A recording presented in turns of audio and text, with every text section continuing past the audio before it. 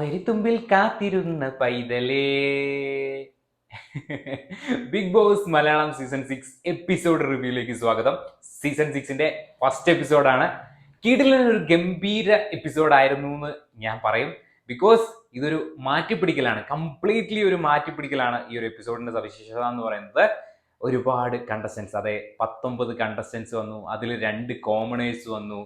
എല്ലാവരും ഒരുവിധം അറിയപ്പെടുന്ന ആൾക്കാർ തന്നെയാണ്. അത്യാവശ്യം കണ്ടു പരിചയമുള്ള ആൾക്കാരെ തന്നെ ഈ സീസണിൽ കൊണ്ടുവന്നിട്ടുണ്ട്. പ്രഡിക്ഷൻ ലിസ്റ്റിൽ പലരും പറഞ്ഞ പേരുകൾ തന്നെ അതേപോലെ വന്നിട്ടുണ്ട്. ഇതൊക്കെ തന്നെയാണ്. സോ നമുക്ക് ഡീറ്റെയിൽഡ് ആയിട്ടുള്ള ഒരു കംപ്ലീറ്റ് റിവ്യൂയിലേക്ക് പോവാം. എപ്പിസോഡിൽ എന്തൊക്കെയാണ് സംഭവിച്ചതെന്നൊക്കെ നിങ്ങൾക്ക് അറിയാൻ ആകാംക്ഷയുണ്ടാവും. സോ നമുക്ക് എപ്പിസോഡ് റിവ്യൂയിലേക്ക് തന്നെ പോവാം. എപ്പിസോഡ് സ്റ്റാർട്ട് ചെയ്യുന്നതെന്ന് പറയുന്നത് ബിഗ് ബോസ് വീട് കാണിച്ചുകൊണ്ടിരിക്കുകയാണ്. അതുപോലെ തന്നെ എപ്പിസോഡിന്റെ തുടക്കത്തിൽ ആ ഒരു റോളിംഗ്, മറ്റേ നമ്മുടെ വാക്മാൻ പോലത്തെ സംഭവം വെച്ച് റോളിംഗ് എന്നൊക്കെ പറഞ്ഞിട്ടാണ് ആ ഒരു എപ്പിസോഡ് തുടങ്ങുന്നത്. തുടക്കത്തിൽ തന്നെ കാണിക്കുന്നത് ബിഗ് ബോസ് ഹൗസിന്റെ ആ ഒരു ലക്ഷൂറിയസ് ഹൗസ്. യെസ്, അങ്ങനെ തന്നെ വിശേഷിപ്പിക്കണം ഇപ്രാവശ്യത്തെ ബിഗ് ബോസ് ഹൗസിനെ. ഒരു ലക്ഷൂറിയസ് ഹൗസ് എന്ന് തന്നെ പറയണം. ആ ഒരു ഫുൾ വീടും കംപ്ലീറ്റ്ലി കാണിച്ചിട്ട് ലാലേട്ടനെ കൊണ്ടുവരുന്ന രീതിയിലാണ് ആ ഒരു എപ്പിസോഡിന്റെ തുടക്കം കാണിച്ചിട്ടുള്ളത്. വളരെ ഗ്രേസ്ഫുൾ ആയിട്ടുള്ള, വളരെ മനോഹരമായിട്ടുള്ള ഒരു വീട് തന്നെ പറയേണ്ടിയിരിക്കുന്നു. കളർ പെല്ലറ്റ് എന്ന് വെച്ച് കഴിഞ്ഞാൽ ആ സെറ്റിൽ ഇനി ഉപയോഗിക്കാൻ വേറെ കളറൊന്നുമില്ല എന്നുള്ള രീതിയിലാണ്. ആ ബാത്റൂമിന്റെ ആ ഒരു പ്രൗഡി എന്ന് പറയുന്നത് തന്നെ വേറൊരു ലുക്കിൽ കൊണ്ടുപോയ രീതിയിലാണ് ബിഗ് ബോസ് മലയാളം സീസൺ 6ന്റെ ആ ഒരു വീട് എന്ന് പറയുന്നത്. എനിക്ക് ഭയങ്കര ഇഷ്ടപ്പെട്ടു. ലാലേട്ടനെ കാണിച്ചതെന്ന് വെച്ച് കഴിഞ്ഞാൽ ലാലേട്ടൻ ഒരു പാട്ടോട് കൂടി, ഏതോ സ്വപ്നം പൂത്തുലൻ, അപ്പോൾ ഒരു പാട്ടോട് കൂടിയാണ് ലാലേട്ടനെ കാണിക്കുന്നതിന്. ലാലേട്ടൻ ഒരു സ്വപ്നം കാണുന്ന രീതിയിൽ തന്നെയാണ് കാണിക്കുന്നത്. അതായത് ബിഗ് ബോസ് എന്ന് പറയുന്നത് പലരുടെയും ഒരു സ്വപ്നത്തിന്റെ സിമ്പലാണ് എന്നുള്ള രീതിയിലുള്ള ഒരു ഐക്കോണിക് മൂമെന്റ് ആയിട്ടാണ് എനിക്കത് ഫീൽ ചെയ്തത്. നിങ്ങൾക്ക് പലർക്കും പല രീതിയിലായിരിക്കും അത് ഫീൽ ചെയ്യുന്നുണ്ടാവുക. സോ ആ ഒരു സ്വപ്നം കാണുന്ന രീതിയിൽ കാണിച്ചിട്ട് ഒരു പാട്ടും കാര്യങ്ങളൊക്കെ കാണിച്ച് ലാലേട്ടൻ ഇങ്ങനെ അത്, എന്നിട്ട് പിന്നെയും ഒന്നും കൂടി എണീക്കുന്നത്, അതായത് സ്വപ്നം കാണുന്ന രീതിയിൽ തന്നെയാണ് അത് കാണിച്ചിട്ടുണ്ടായിരുന്നത്. ഓക്കെ, പിന്നെ വന്ന് ബിഗ് ബോസ് മലയാളം സീസൺ 6ലേക്ക് എല്ലാവർക്കും സ്വാഗതം എന്ന് പറയുന്നു. പിന്നെ വീട് കാണിക്കലാണ് കേട്ടോ. വീട് പല രീതിയിൽ കാണിക്കുന്നുണ്ട്. അപ്പം അതൊന്ന് ഞാൻ ചുരുക്കി പറയാം. എപ്പിസോഡ് കംപ്ലീറ്റ്ലി ഒക്കെ നമ്മൾ പറയാൻ നിന്ന് കഴിഞ്ഞാൽ 7 മണിക്ക് തുടങ്ങിയ എപ്പിസോഡ് 10 മണി വരെയുള്ള അല്ലേ എപ്പിസോഡിൽ വീടിൻ്റെ സവിശേഷതകളാണ് ഫസ്റ്റ് തന്നെ കാണിക്കുന്നത്. അതായത് വീട്ടിൽ എങ്ങനെയാണ് ഉള്ളത് എന്നുള്ള രീതിയിലൊക്കെ 4 ബെഡ്റൂമിൻ്റെ കാര്യവും അങ്ങനത്തെ കാര്യങ്ങളൊക്കെ ലാലേട്ടൻ പറയുന്നുണ്ട്. പിന്നെ ആ ഒരു ഗാർഡൻ ഏരിയ, ജയിലും ഗാർഡൻ ഏരിയ ഒക്കെ നമ്മൾ കഴിഞ്ഞ സീസണിൽ കണ്ട പോലത്തെ ഒരു സംഭവം തന്നെയാണ്. പക്ഷെ വളരെ വിശാലമായിട്ട് ഇങ്ങനെ പറന്ന് നടക്കാൻ പറ്റിയ, ബിഗ് ബോസ് കണ്ടസ്റ്റൻസിനൊക്കെ പറന്ന് നടക്കാൻ പറ്റിയ ഒരു വലിയ ഏരിയ ആയിട്ട് എനിക്ക് തോന്നി. സ്വിമ്മിംഗ് പൂള് കണ്ടതായിട്ട് എനിക്ക് ഓർമ്മയില്ല. നിങ്ങൾ സ്വിമ്മിംഗ് പൂള് കണ്ടിട്ടുണ്ടോ എന്ന് പറയാം. പിന്നെ ആ ഒരു ലിവിങ് റൂമും നല്ല സ്പേഷ്യസ് ആയി തോന്നി കേട്ടോ. അതൊന്നും കൺജസ്റ്റഡ് അല്ല, എല്ലാം വാരിക്കോരി കൊടുത്തിട്ടുണ്ട്. എന്താണോ ബോസണ്ണൻ്റെ ഉദ്ദേശം എന്ന് ഇനി നമ്മൾ കണ്ടു തന്നെ അറിയേണ്ടിയിരിക്കുന്നു. അപ്പോൾ ലാലേട്ടൻ ഈ ഒരു കാര്യങ്ങളൊക്കെ പറയും. ലാലേട്ടൻ അതുപോലെ തന്നെ CID രാംദാസ്, ഒരു CID രാംദാസിനെ അവിടെ പ്രതിഷ്ഠിച്ചിട്ടുണ്ട്. പലതും കാണുന്ന ഒരു രാംദാസ് ഇദ്ദേഹം. അപ്പം ആ ഒരു വ്യക്തിക്ക് ഈ ഒരു ബിഗ് ബോസ് ഷോയിൽ വളരെ ഇമ്പോർട്ടൻസ് ഉണ്ടാവും. പല കാര്യങ്ങളും തീരുമാനം എടുക്കാനോ അങ്ങനെ എന്തെങ്കിലും ഒരു പ്രത്യേക പവറും കാര്യങ്ങളൊക്കെ CID രാംദാസിനുണ്ടാവും. ലാലേട്ടനോട് എല്ലാം പറഞ്ഞു കൊടുക്കുന്നത്, വീക്കെൻഡിൽ എല്ലാം പറഞ്ഞു കൊടുക്കുന്നത് CID രാംദാസ് എന്നുള്ള രീതിയിലാണ് പറയുന്നത്. ഐക്കോണിക്കായിട്ട് അങ്ങനെ കാണിച്ചിട്ടുണ്ടെങ്കിലും ആ ഒരു ക്യാരക്ടറിനെ അവിടെ പ്ലേസ് ചെയ്തിട്ടുണ്ടെങ്കിൽ എന്തെങ്കിലും ഒരു ടാസ്ക് കൊടുക്കുന്നതിലോ അല്ലെങ്കിൽ സീക്രട്ട് റൂം, അങ്ങനത്തെ സീക്രട്ട് ആയിട്ടുള്ള എന്തെങ്കിലും ഒരു സംഭവത്തിൽ നമുക്ക് ഈ ഒരു CID രാംദാസ് ഉണ്ടാവും എന്ന് പ്രതീക്ഷിക്കാം. അത് ബിഗ് ബോസ് സീസൺ 6ന്റെ ഒരു മാറ്റിപ്പിടിക്കലാണ് കേട്ടോ. എന്തൊക്കെ കാര്യങ്ങളിലാണ് മാറ്റിപ്പിടിച്ചത് നമുക്ക് നോക്കാം. അടുക്കളയും വളരെ ലക്ഷ്യൂറിയസ് ആയിട്ടുള്ള ഒരു അടുക്കളയാണ്. ഓപ്പൺ കിച്ചൺ തന്നെയാണ് വന്നിരിക്കുന്നത്. 2 അടുക്കളയൊന്നും ഇല്ല കേട്ടോ. ഇപ്പം നമ്മൾ ബിഗ് ബോസ് തമിഴിൽ പറഞ്ഞ പോലെ 2 അടുക്കള അങ്ങനത്തെ ഒരു സംഭവമില്ല. പിന്നെ കൺഫെഷൻ റൂം എന്ന് പറഞ്ഞു കഴിഞ്ഞാൽ എൻ്റെ പൊന്നളിയന്മാരെ, confession room Bigg Boss season 6 എന്ന് പറയുന്നത്, അതായത് സീസൺ ഇത്രയായില്ലേ, സീസൺ 6ൽ ഇത്രയും മനോഹരമായിട്ടുള്ള ഒരു കൺഫെഷൻ റൂം ബിഗ് ബോസ് മലയാളത്തിൻ്റെ ചരിത്രത്തിൽ ഞാൻ കണ്ടിട്ടില്ല. അത്രയ്ക്ക് മനോഹരമായിട്ട് അലങ്കരിച്ച, ഒന്നിൽ കൂടുതൽ ആൾക്കാർക്ക് അവിടെ ഇരിക്കാൻ പറ്റിയ രീതിയിൽ തന്നെയാണ് കൺഫെഷൻ റൂം സെറ്റ് ചെയ്തിട്ടുള്ളത്. അതും ഒരു പ്രത്യേകതയായിട്ട് തോന്നി. കൺഫെഷൻ റൂമിൽ ലാലേട്ടനോട് സംസാരിക്കുന്നു, ബിഗ് ബോസും ലാലേട്ടനോട് തമ്മിൽ സംസാരിക്കുന്നു. ലാലേട്ടൻ ഇത്രയും യാത്രയൊക്കെ കഴിഞ്ഞ് വന്നിട്ടും ഈ ഒരു സംഭവത്തിൽ ഇത്രയും എനർജറ്റിക് ആയിട്ട് നിൽക്കുന്നതിനെ പറ്റിയൊക്കെ ബിഗ് ബോസ് സംസാരിക്കുന്നുണ്ടായിരുന്നു. അപ്പം ലാലേട്ടൻ ആ ഒരു സമയത്താണ് നമ്മുടെ ഈ ഒരു കാര്യത്തെപ്പറ്റി ചോദിക്കുന്നത്. ബെഡ്റൂം, അതായത് 4 ബെഡ്റൂം.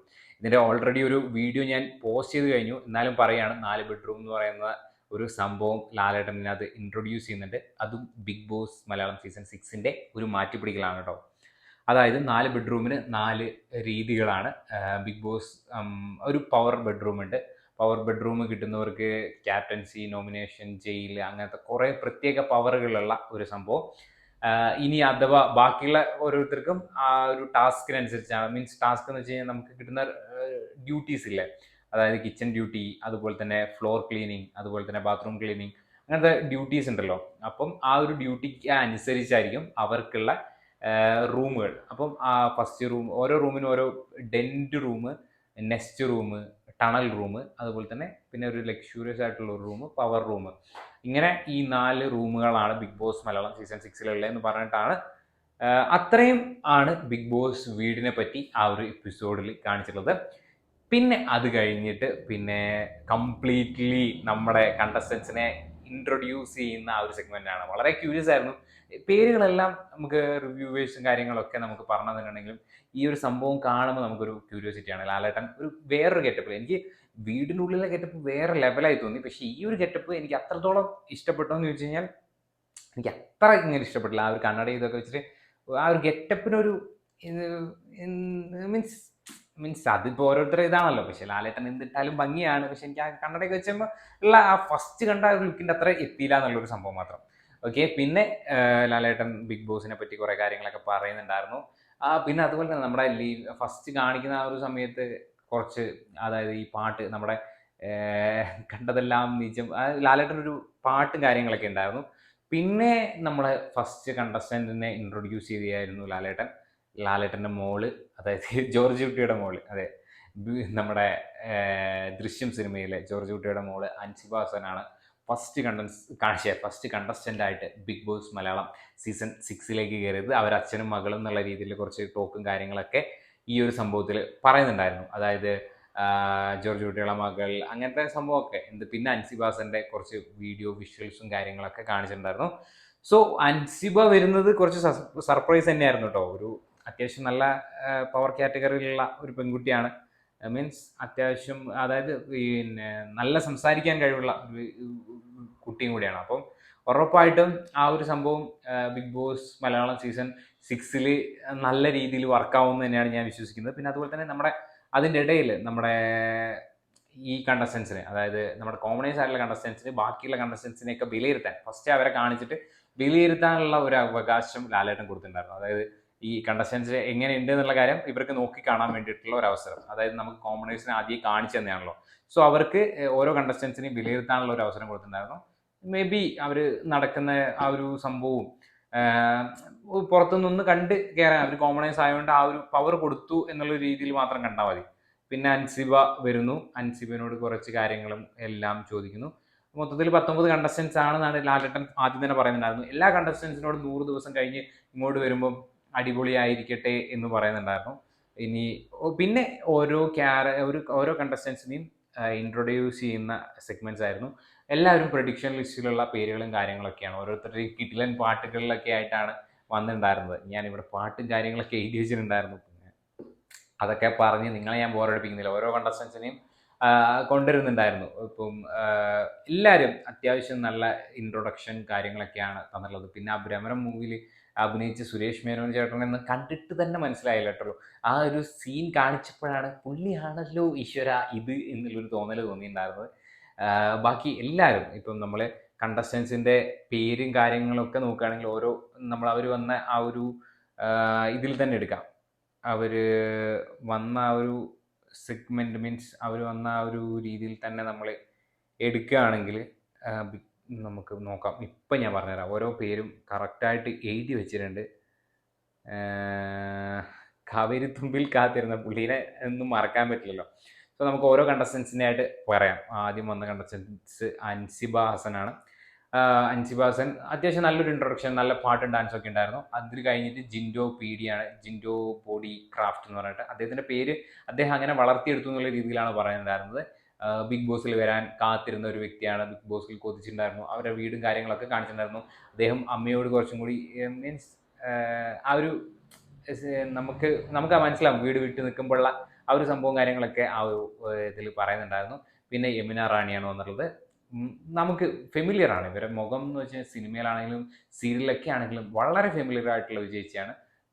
അവർ ഇൻട്രൊഡ്യൂസ് ചെയ്തു. നല്ലൊരു ഇൻട്രൊഡക്ഷൻ ആയിരുന്നു കേട്ടോ. കുറേ ലാലേട്ടനായിട്ട് കുറച്ച് സംസാരിക്കുകയൊക്കെ ചെയ്തു. ലാലേട്ടൻ എല്ലാവരോടും 100 ദിവസം തികച്ചിട്ട് വരാൻ പാടുള്ളൂ എന്നുള്ള പറയുന്നുണ്ടായിരുന്നു. പിന്നെ ഋഷിയാണ് വന്നിട്ടുണ്ടായിരുന്നത്, മുടിയൻ. അടിപൊളി ഒരു ഇൻട്രൊഡക്ഷൻ ആയിരുന്നു. അടിപൊളി ഡാൻസും കാര്യങ്ങളൊക്കെ ആയിരുന്നു. സോ അത്യാവശ്യം നല്ല രീതിയിൽ ലാലേട്ടനോട് സംസാരിക്കുന്നതും എല്ലാം നല്ല രീതിയിലായിരുന്നു. പിന്നെ ജാസ്മിൻ ജാഫർ ആയിരുന്നു വന്നിട്ടുണ്ടായിരുന്നത്. നമുക്കറിയാം, ബ്യൂട്ടി വ്ളോഗറാണ്, യൂട്യൂബിലൊക്കെ നമ്മൾ കണ്ടിട്ടുള്ള ഒരു വ്യക്തിയാണ്. പിന്നെ സിജോ ടോക്സ് വന്നു. സോ എനിക്ക് സിജോയും ജാസ്മിനും അടുപ്പിച്ചടുപ്പിച്ച് വന്നപ്പോൾ ഇവർ രണ്ടുപേരും പുറത്തുനിന്ന് അറിയുന്ന, മീൻസ് പുറത്തുനിന്ന് വീഡിയോസും കാര്യങ്ങളൊക്കെ ചെയ്തിട്ടുള്ളതാണ്. സിജോ ടോക്സ് ആണെങ്കിൽ ജാസ്മിൻ്റെ വീഡിയോസും കാര്യങ്ങളൊക്കെ ചെയ്തിട്ടുള്ളതാണ്. അത് കണ്ടപ്പോൾ ഒരു ഇത് തോന്നി. പിന്നെ ശ്രീതു കൃഷ്ണനാണ് വന്നിട്ടുള്ളത്. ശ്രീതു കൃഷ്ണൻ ചെന്നൈ മലയാളിയാണ് എന്നാണ് പറഞ്ഞിട്ടുള്ളത്. സോ ഈ ഒരു ബിഗ് ബോസ് ഷോയിൽ എനിക്ക്, മീൻസ് മലയാളത്തിൻ്റെ കുറച്ച് പ്രശ്നങ്ങൾ ഇവർ നേരിടുമോ എന്നുള്ളൊരു സംശയമുണ്ട്. നമുക്ക് ചില വാക്കുകളൊന്നും ചില പേരുടെ പറയുമ്പം ഒന്ന് വ്യക്തമാവാത്തൊരു ഫീല് കിട്ടിയിട്ടുണ്ടായിരുന്നു. ഇനിയിപ്പം മെല്ലെ മെല്ലെ മാറുമായിരിക്കും, നമുക്കത് അഡ്ജസ്റ്റ് ആവുമെന്ന് പ്രതീക്ഷിക്കാം. പിന്നെ വന്നത് ജാൻമോണി ദാസ് ആണ്, മേക്കപ്പ് ആർട്ടിസ്റ്റാണ്. അത്യാവശ്യം നല്ല ഫെമിലിയർ ആയിട്ടുള്ള സെലിബ്രിറ്റി മേക്കപ്പ് ആർട്ടിസ്റ്റാണെന്ന് ലാലേട്ടൻ പറയുന്നുണ്ടായിരുന്നു. പിന്നെ രതീഷ് കുമാറാണ്. രതീഷ് കുമാർ വന്നപ്പോഴാണ് മീൻസ് ഒരു ഓളം എന്നുള്ള രീതിയിൽ പറയാം. അതിപ്പം അത് ഓരോരുത്തർക്കും ഓരോ രീതിയിൽ, ചിലർക്ക് ബോറായി തോന്നിയിട്ടുണ്ടാവും, ചിലർക്ക് നല്ല രീതിയിൽ തോന്നിയിട്ടുണ്ടാവും. എന്തായാലും കാവേരി തുമ്പിൽ കാത്തിരുന്ന പൈതലേ ഉണ്ടാവും. എന്തായാലും രതീഷ് കുമാർ, കണ്ണേട്ടൻ, അങ്ങനെയാണ് ഇൻട്രൊഡ്യൂസ് ചെയ്തിട്ടുണ്ടായിരുന്നത്. സോ എന്തായാലും കണ്ണേട്ടൻ അതിൻ്റെ ഉള്ളിൽ കയറിയിട്ടും വൈബായിരുന്നു കേട്ടോ. പിന്നെ ശ്രീരേഖ രാജഗോപാലാണ്. അടിപൊളിയായിരുന്നു കേട്ടോ ഇവർ ഇൻട്രോയും ഇവർ സംസാരം. കുറച്ച് നെർവസ് ആണെന്ന് പറഞ്ഞാലും സംസാരമൊക്കെ അടിപൊളിയായിട്ട് തോന്നി. പിന്നെ അസീറോക്കി വന്നിട്ടുണ്ടായിരുന്നു. അസീറോക്കിനെ എല്ലാവർക്കും അറിയായിരിക്കാം. പിന്നെ അപ്സര വന്നിട്ടുണ്ടായിരുന്നു, നമ്മുടെ സാന്ത്വന സീരിയലുകളിൽ. ഇതൊക്കെ പ്രഡിക്ഷൻ ലിസ്റ്റിൽ എന്തായാലും ഉണ്ടായിരുന്ന പേരാണ്. പിന്നെ ഗബ്രി ജോസ് ഉണ്ടായിരുന്നു. അതുപോലെ തന്നെ നൂറ മുസ്കാൻ ഉണ്ടായിരുന്നു. അർജുൻ ശ്യാം ഗോപൻ്റെ ഇൻട്രൊഡക്ഷൻ ഭയങ്കര ഒരു വലിയ ഇൻട്രൊഡക്ഷനൊക്കെ ആയിട്ട് ഫീൽ ചെയ്തു. പിന്നെ കോട്ടയംകാരനാണ്. അദ്ദേഹത്തിൻ്റെ അദ്ദേഹത്തിൻ്റെ ബോഡി വെയിറ്റ് കുറച്ച കാര്യങ്ങളും ഒക്കെ പറയുന്നുണ്ടായിരുന്നു. സോ 120 കിലോയിൽ നിന്ന് 93 ആക്കി എന്നുള്ള രീതിയിലൊക്കെ ഒരു സംസാരം കിട്ടുന്നുണ്ടായിരുന്നു. അത് ഭയങ്കര ഇത് തോന്നി. പിന്നെ സുരേഷ് മേനോൻ, ഇദ്ദേഹത്തെയാണ് കണ്ടിട്ട് മനസ്സിലാകാൻ കൂടി ചെയ്യാണ്ട് പോയത്. പിന്നെ ശരണ്യ ആനന്ദ്, കുടുംബവിളക്കിലെ വേദിക, എന്തായാലും കുടുംബവിളക്ക് സീരിയലിലെ ഫെമിലിയർ ആയിട്ടുള്ള ആൾക്കാരാണ് കേട്ടോ. പിന്നെ നിഷാന വന്നിട്ടുണ്ടായിരുന്നു. പിന്നെ അതുപോലെ തന്നെ റസ്മിൻ ബായും വന്നിട്ടുണ്ടായിരുന്നു. സോ ഇത്രയും പേരാണ് ബിഗ് ബോസ് മലയാളം സീസൺ 6 വന്നിട്ടുണ്ടായിരുന്നത്. പിന്നെ റിനോഷിൻ്റെ പാട്ടും ഉണ്ടായിരുന്നു, കമ്മിങ് അപ്പ് എന്ന് പറഞ്ഞിട്ട് കണ്ടിട്ടുണ്ടായിരുന്നു. അത് മൊത്തം കാണാൻ സാധിച്ചില്ല. ഇത്രയാണ് ഇന്നത്തെ ഈ ഒരു എപ്പിസോഡിൽ കണ്ടിട്ടുണ്ടായിരുന്നത്. സോ എപ്പിസോഡിൻ്റെ ഓരോ കണ്ടസ്റ്റൻസിനെയും വരുന്നത് എടുത്ത് പറയണം അല്ലെങ്കിൽ എടുത്ത് ഇതാക്കണം എന്നുള്ള രീതിയിൽ ഞാൻ എഴുതി വെച്ചിട്ടുണ്ടായിരുന്നു. പിന്നെയും അത് കുറച്ചും കൂടി വലിച്ചു നീട്ടലായിരിക്കില്ല എന്ന് വിചാരിച്ചിട്ടാണ് ഇത്രയും കൺജസ്റ്റഡ് ആയിട്ട് ഒരു എപ്പിസോഡ് റിവ്യൂ പറയുന്നത്. നിങ്ങൾക്ക് അങ്ങനത്തെ ഈ എപ്പിസോഡ് റിവ്യൂ ആണ് ഇഷ്ടമെങ്കിൽ നിങ്ങൾ എന്തായാലും കമൻറ്റ് ബോക്സിൽ രേഖപ്പെടുത്തുമെന്ന് വിശ്വസിക്കുന്നു. എന്തായാലും ഒരു അടിപൊളി എപ്പിസോഡ് തന്നെയായിരുന്നു. ഓവറോൾ നോക്കുകയാണെങ്കിൽ എല്ലാവരും ബിഗ് ബോസ് ഹൗസിലേക്ക് കയറി. പിന്നെ ബിഗ് ബോസ് ഹൗസിൻ്റെ എല്ലാവരും കയറി, എല്ലാവരും ലിവിംഗ് റൂമിൽ ഇരുന്നപ്പോൾ നാളത്തെ നിങ്ങൾക്ക് കുറച്ച് പ്രത്യേക പവർ ഉണ്ട്, നിങ്ങൾക്ക് ഇന്ന് ബെഡ്റൂം യൂസ് ചെയ്യാൻ പറ്റില്ല എന്നുള്ള രീതിയിൽ ബിഗ് ബോസ് പറയുന്നത്. നാളെ ആ ഒരു പവർ ആരൊക്കെ അറ്റൈൻ ചെയ്യുന്നു അവർ ഒരു റൂം സെലക്ട് ചെയ്യുക എന്നുള്ള രീതിയിൽ. പിന്നെ നാളത്തെ പ്രോമോയാണ് വന്നത്. പ്രോമോയിൽ അടിപിടിയാണ്, മീൻസ് അടിപിടി എന്ന് വെച്ച് കഴിഞ്ഞാൽ ഈ ഒരു എന്താണ് ക്യാപ്റ്റൻസി ഒക്കെ പിടിക്കുന്നതിൻ്റെ സംഭവമാണ്. നമ്മുടെ അസീറോക്കിയും അതുപോലെ തന്നെ നമ്മുടെ കണ്ണേട്ടൻ, അതായത് രതീഷ് ബ്രോയും തമ്മിലുള്ള ഒരു സംസാരമൊക്കെ ആ ഒരു പ്രോമോയിൽ കാണിക്കുന്നുണ്ടായിരുന്നു. ഫസ്റ്റ് ഡേ തന്നെ അടിയാണോ എന്നുള്ള രീതിയിലാണ് ആ ഒരു പ്രോമോ കണ്ടപ്പോൾ എനിക്ക് തോന്നിയത്. എന്തായാലും ഇത്രയായിരുന്നു Bigg Boss Malayalam season 6 first എപ്പിസോഡിനെ പറ്റി പറയാനുള്ളത്. നിങ്ങളുടെ അഭിപ്രായങ്ങൾ നിങ്ങൾ കമൻറ്റ് ബോക്സിൽ രേഖപ്പെടുത്തുമെന്ന് വിശ്വസിക്കുന്നു. പുതിയൊരു വീഡിയോ ആയിട്ട് വീണ്ടും കാണാം. അതുവരേക്കും